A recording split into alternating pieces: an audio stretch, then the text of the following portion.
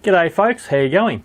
Today's video is part 2 of the video I put up last week on New Norcia.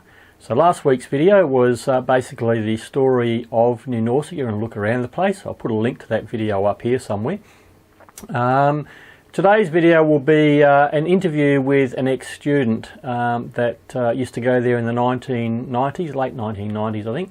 And so we have a bit of a chat to him about what it was like to be a country kid going to a Catholic school out in the bush at that time. So it was quite a good interview and quite a good chat. So I hope you like it. Anyway, we'll catch you later.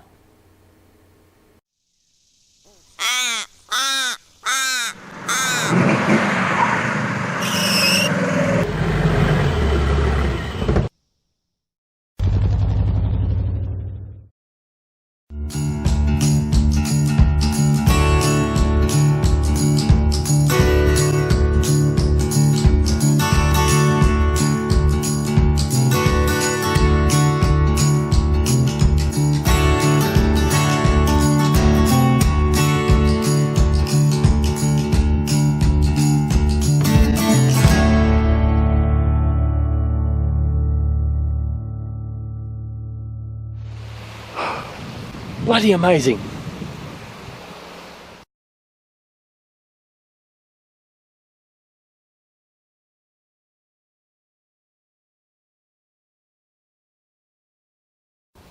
So Pat, how is it that you came to actually be going to school here?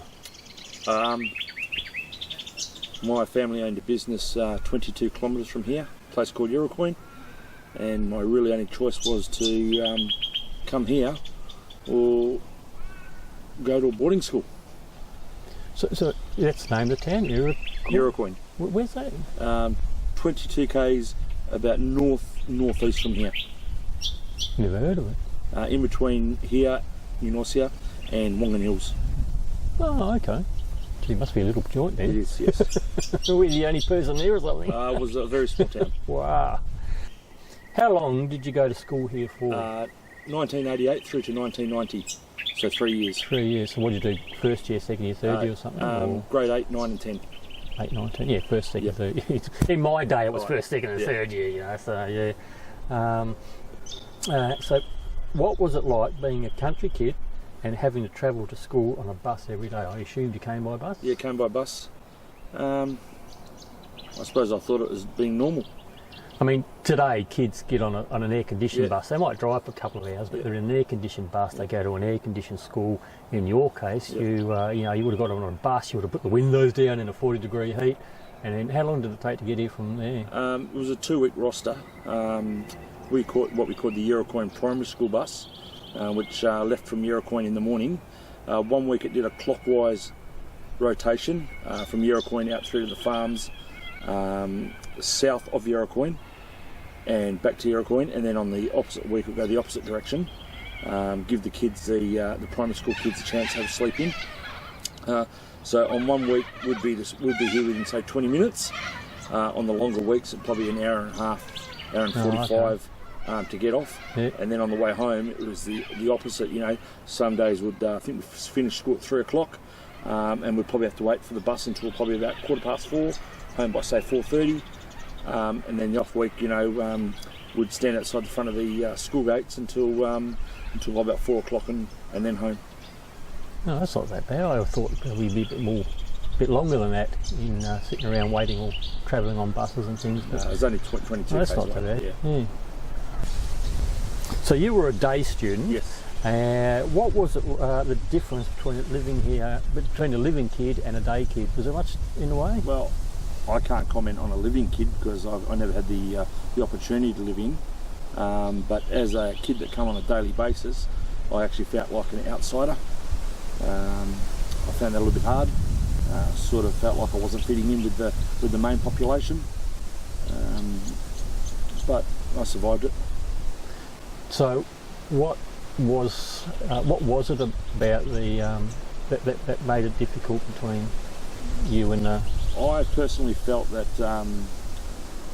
the other kids might have been a bit jealous that I got to go home every day and see my family, as we're a lot of kids were stuck here for virtually a term at a time, And some of the students who, from the Asian countries, they were virtually stuck here for nearly 12 months before they got to go home and see their families. Yeah, right. Yeah, Asian kids. I didn't know Asian kids came here. There's a very high population come from places like Singapore and around there, come here to learn English. Ah. Man, I thought Asian school kids only came here in, I don't know, since the 90s, I suppose. I didn't know they came that early. Yeah. There you go. So you do learn something every day. How do you think going to school in the country was different to going to school in a city? Did you go to a city school? Or? I went to a city school when I was in my primary years. My parents were separated when I was 7 years old. So my primary school years I lived with my mother in Perth. And by the time of grade 7, the last term, I went to live with my father and my stepmother in Urucoin. Did my last term at primary school there, and then started my high school years here. What primary school did you go to? There was a few, mainly East Beach Borough Primary. Oh, okay, not too far away from where we met. Yeah. Yep. All right. So, like in terms of what city kids had access to back in those days as schooling, to what sort of things you had access to here, was there much of a difference in it? I don't believe there was a lot of difference.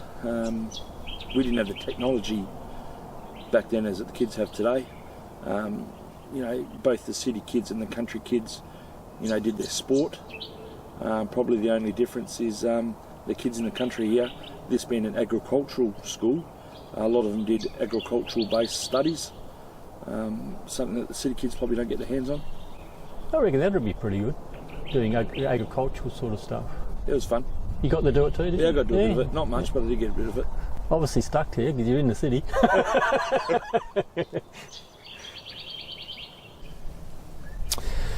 So is there anything that stands out to you in your mind from today, of your days of being at school here? So anything particular, like good times you had, or sort of, smoking behind the tree, anything funny, or any No. sort of good experiences you can remember? Personally, I think it was just I look at it back as it was just a kid growing up in the country. I don't think there was anything different that kids in the country would do today, really.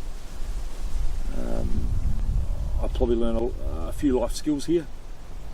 It's probably made me who I am today. It's made me a stronger person.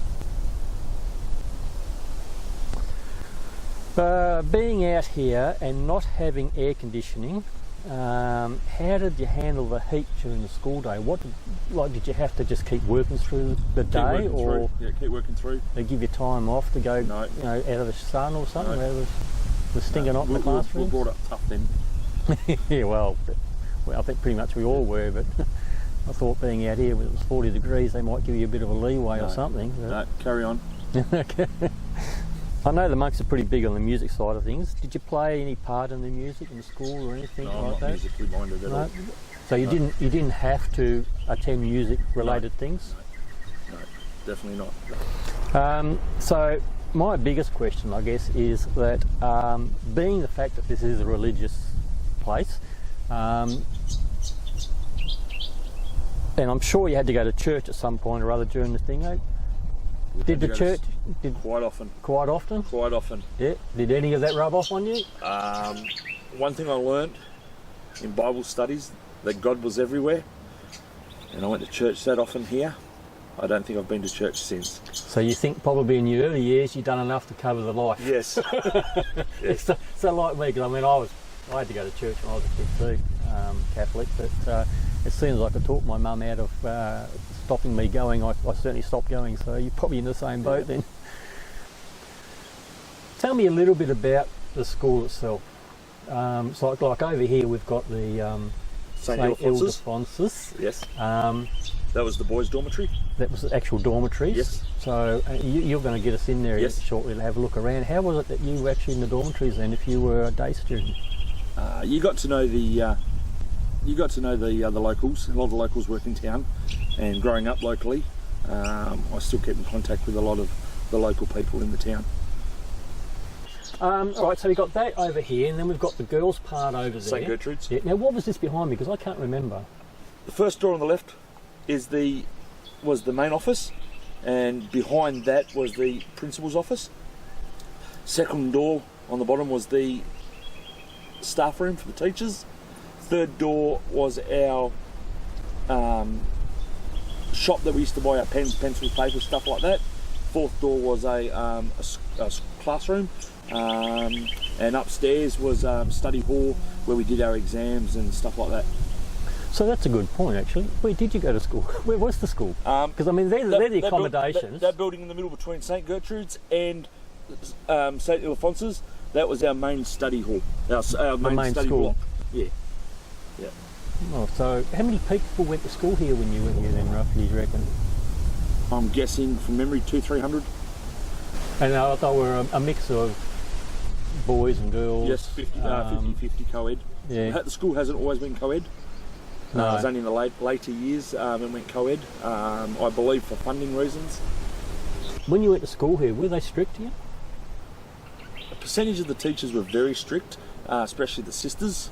But most of the general teachers, they were quite relaxed. You know, they were firm, but you could have a laugh with them. But with the sisters, it was very hard to sort of step out of line. So who were teachers? Were the teachers nuns and priests, or were they just ordinary people as well? When I was at school here, the principal used to sort of step in and teach a couple of the classes, not many. The vice principal, Sister Anne, she actually taught a few classes. And then we had a couple of monks that used to come over. I remember there was Dom Bart, he was our art teacher. There was Dom Frankie, or Dom Francis, he was our religious teacher.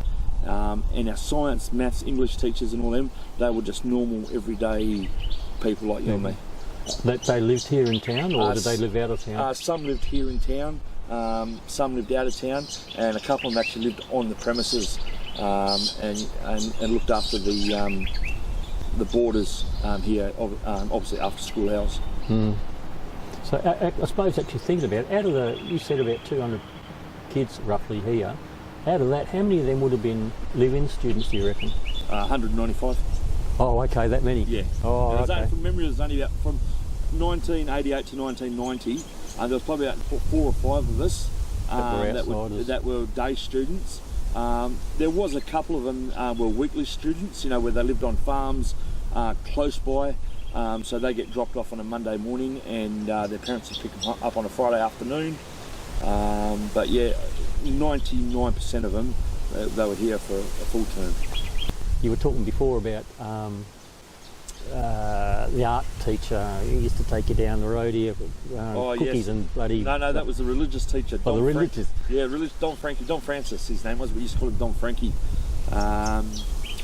Yeah, some days he just wanted to have a break from teaching, so he'd always say, "Come on, let's go and get a Milo," and the whole class would walk over to the monastery, and he'd open these doors, and there was this coffee/Milo tea machine, and we'd all line up with a cup and make ourselves a Milo or coffee, and he'd bring out a big tin of chocolate biscuits, and we used to look forward to that.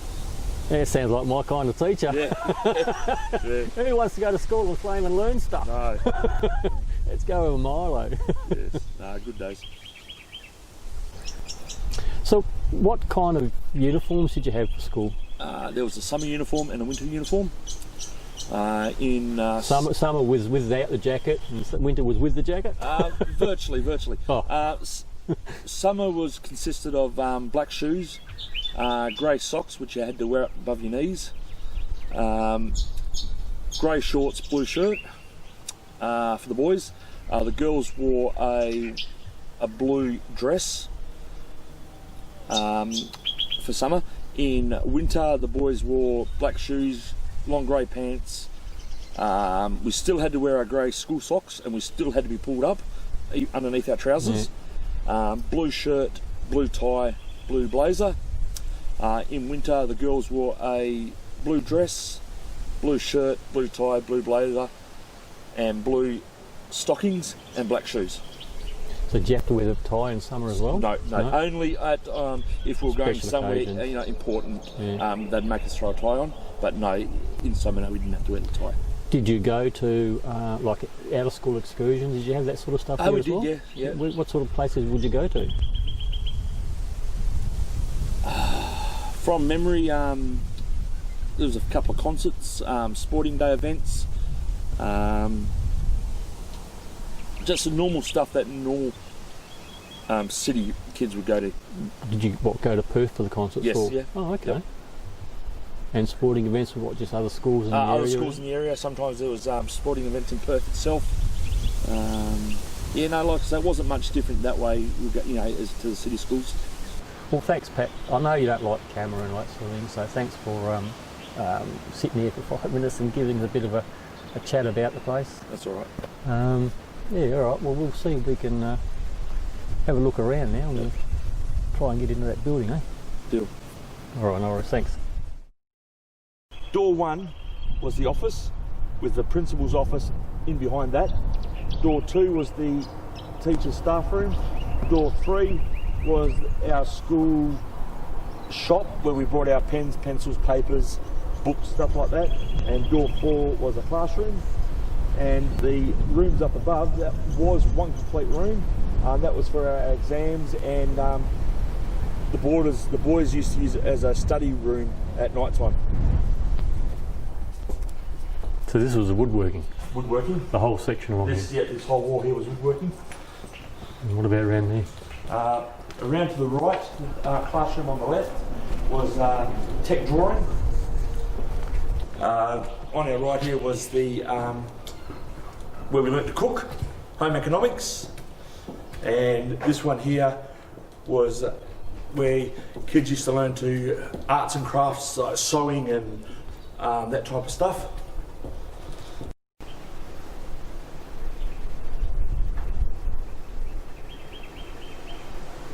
These classrooms here, this was the agricultural classrooms on the right here, where the kids learned the theory of agriculture.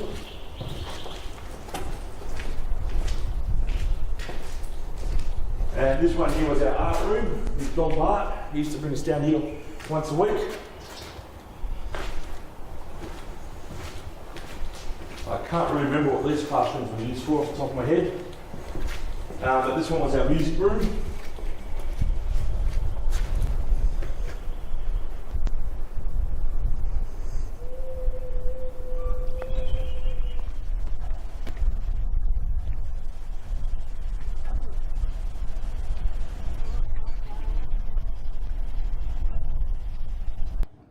Not many beds for 200 kids.